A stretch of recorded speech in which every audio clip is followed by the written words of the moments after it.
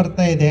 Personally ಹೇಳಬೇಕಾದ್ರೆ ಶಿಡ್ಲಘಟ್ಟ ನಗರದ ಸರ್ಕಾರಿ ಪ್ರೌಢಶಾಲೆಯಲ್ಲಿ 76ನೇ ಗಣರಾಜ್ಯೋತ್ಸವ ನಗರದ ಸರ್ಕಾರಿ ಪ್ರೌಢಶಾಲೆಯಲ್ಲಿ 76ನೇ ಗಣರಾಜ್ಯೋತ್ಸವವನ್ನು ಕಲರ್ಫುಲ್ ಆಗಿ ಆಚರಣೆ ಮಾಡಲಾಯಿತು.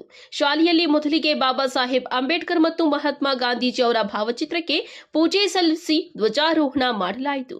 ಇನ್ನು ಕಾರ್ಯಕ್ರಮದ ಅಧ್ಯಕ್ಷತೆಯನ್ನ ವಹಿಸಿಕೊಂಡಿದ್ದ ಶಿಕ್ಷಕರು ಗಣರಾಜ್ಯೋತ್ಸವದ ಕುರಿತು ಅನಿಸಿಕೆಗಳನ್ನು ಹಂಚಿಕೊಂಡಿದ್ದಾರೆ.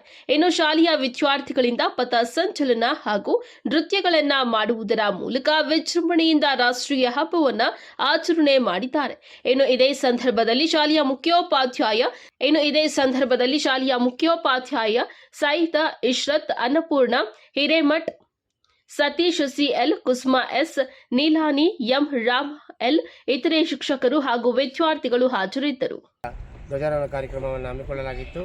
ಈ ಕಾರ್ಯಕ್ರಮ ಆದ ಮೇಲೆ ಇಲ್ಲಿ ಪಕ್ಕದಲ್ಲಿರುವಂಥ ಕ್ರೀಡಾಂಗಣದಲ್ಲಿ ನಮ್ಮ ಎಲ್ಲ ಶಾಲಾ ಮಕ್ಕಳಿಂದ, ಅಂದರೆ ಇಲ್ಲಿ ಬಾಯ್ಸು ಮತ್ತು ಗರ್ಲ್ಸು ಇಬ್ಬರು ಇದ್ದೀವಿ.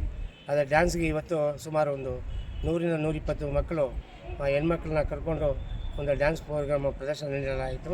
ಈ ಒಂದು ಪ್ರದರ್ಶನದಲ್ಲಿ ನಮ್ಮ ಹಲವಾರು ಶಾಲೆಗಳು ನೃತ್ಯ ಪ್ರದರ್ಶನ ಇದ್ದರೂ ಕೂಡ ನಮ್ಮ ಶಾಲೆಯ ಮಕ್ಕಳು ಚೆನ್ನಾಗಿ ನೃತ್ಯವನ್ನು ಅಭಿನಯಿಸಿ ಎಲ್ಲರ ಗಣ್ಯರ ಒಂದು ಸಮ್ಮುಖದಲ್ಲಿ ಒಂದು ಹೆಸರನ್ನು ಗಳಿಸಿರುತ್ತಾರೆ.